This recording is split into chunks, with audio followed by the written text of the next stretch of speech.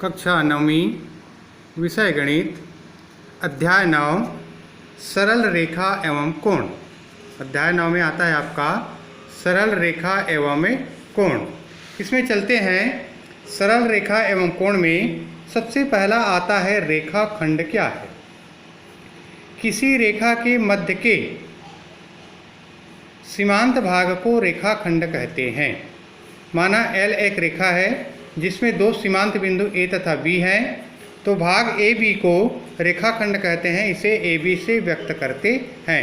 एक रेखा L है, इस पर दो सीमांत बिंदु A और B हैं, तो A से लेकर के B तक का भाग कहलाएगा रेखाखंड। एक रेखा पर अंकित बिंदुओं के अनुसार रेखाखंड की संख्या होती है।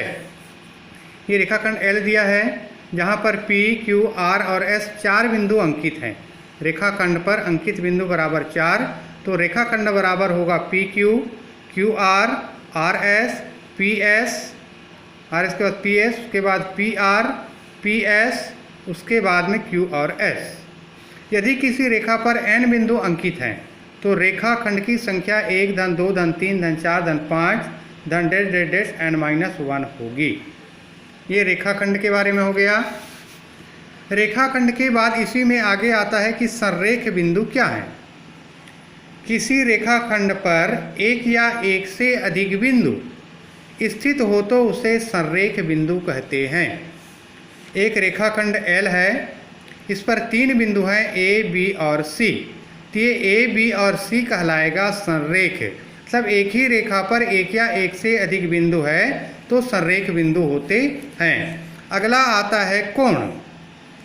एक सीमांत बिंदुओं से, एक सीमांत बिंदु है से दो विपरीत किरणों से बने आकृति या झुकाव को, विपरीत किरणों से बने झुकाव को कोण कहते हैं या उनके झुकाव को कोण कहते हैं। ये एक जो है सीमांत बिंदु है और दो किरणें निकल रही है, एक किरण OA और दूसरा किरण है O और B, तो ये दोनों किरणों OA और OB के झुकाव को क्या कहा जाएगा, कोण कहते हैं। कोण के बाद अगला आता है इसी में आसन्न कोण क्या है। जब दो कोण एक ही शीर्ष पर हो व उनकी कोई भुजा दोनों में उभयनिष्ठ हो, शीर्ष एक है और दो भुजा है और दोनों का एक ही उभयनिष्ठ भुजा हो तथा एक कोण दूसरे में समाहित न हो, ऐसे युग्म को आसन्न कोण कहते हैं। ये चित्र में शीर्ष O पर दो किरणें O, A और OB और O और D हैं, जहाँ O और C दोनों में उभयनिष्ठ हैं। ये पहला कोण बनता है, इसमें भी आता है, दूसरे कोण में भी आता है। तो BOC और COD दो आसन्न कोण कहलाते हैं। स्थितियाँ दो है, जब दो कोण न्यून कोण हो, जब एक अधिक कोण व एक न्यून कोण हो, तो ये आसन्न कोण का युग्म बनता है। अगला आता है पूरक कोण। जब दो कोणों का योग 90 अंश हो तो प्रत्येक कोण एक दूसरे के पूरक कोण होते हैं। दो कोणों का योग 90 अंश। ये चित्र में दिया गया है AOB और BOC, ये दोनों कोणों का योग जो है 90 अंश है, तो ये पूरक कोण कहलाते हैं। AOB प्लस BOC बराबर 90 अंश।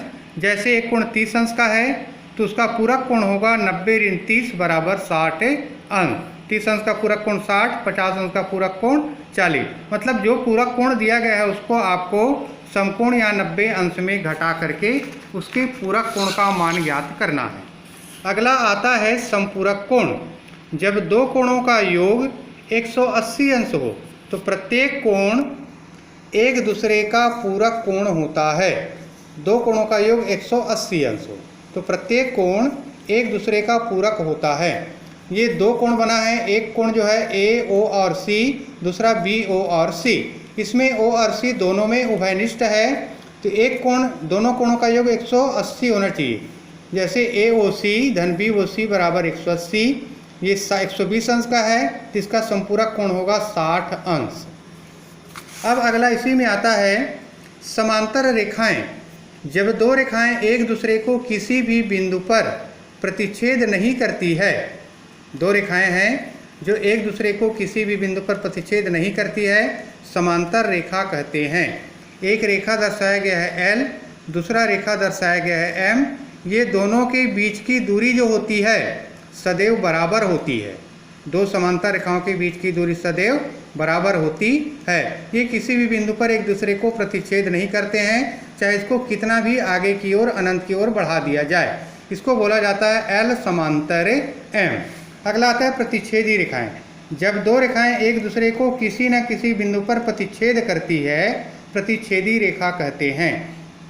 एक रेखा L, दूसरा रेखा M, ये दोनों रेखाएं एक दूसरे को O बिंदु पर काटती है, तो L तथा M प्रतिच्छेदी रेखा है। जो एक दूसरे को O पर प्रतिच्छेद करते हैं, O कहलाता है प्रतिच्छेद बिंदु। O को कहते हैं प्रतिच्छेद बिंदु।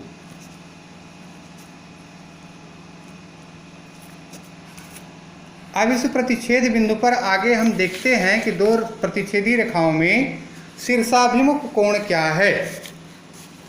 जब दो रेखाएं एक दूसरे को किसी बिंदु पर प्रतिच्छेद करते हैं तो उनके शीर्षों पर बने कोण शीर्षाभिमुख कोण कहलाते हैं। शीर्ष मिलता है वहाँ पर। देखना यहाँ पर एक रेखा A और B, दूसरा C और D, एक दूसरे को ये O बिंदु पर प्रतिच्छेद करते हैं तो इनके शीर्षों के 4 युग्म बनते हैं, 1, 2, 3 और 4। तो कोण 1 जहाँ पर दर्शाएं उसका शीर्षाभिमुख कोण कौन हो 1 होगा, या अर्थात AO और D का शीर्षाभिमुख कोण BO और C।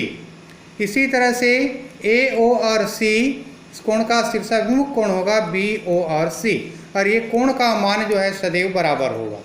ABCD एक दूसरे को ऊपर प्रतिच्छेद करते हैं तो AOD बराबर BOC और BOD बराबर AOC, या DOB प्लस BOC का योगफल होगा 180 अंश। इसको कहा जाता है DOB प्लस BOC।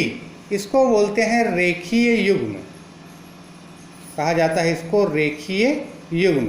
यदि कोई सरल रेखा है, उस सरल रेखा पर यदि कोई किरण खड़ी है, ये सरल रेखा इस तरह का है, इस रेखा पर यदि कोई किरण खड़ी है तो यहाँ पर बनने वाले कोण का जो योग होता है, जैसे O, A और ये B और ये C है।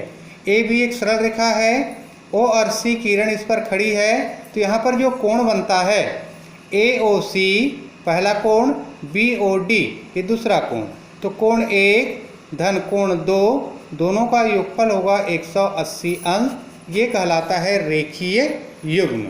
अगले वीडियो में अगला